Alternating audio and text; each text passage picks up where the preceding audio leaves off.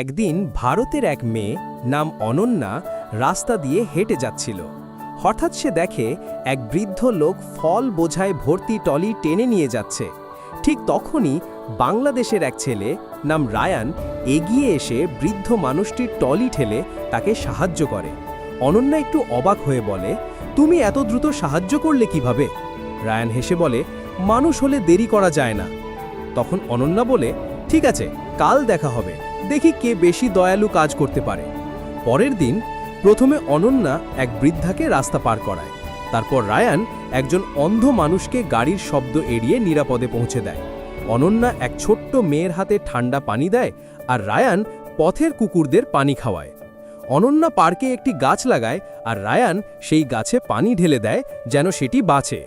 দিন শেষে দুজনেই সমান সংখ্যক ভালো কাজ করে ফেলে।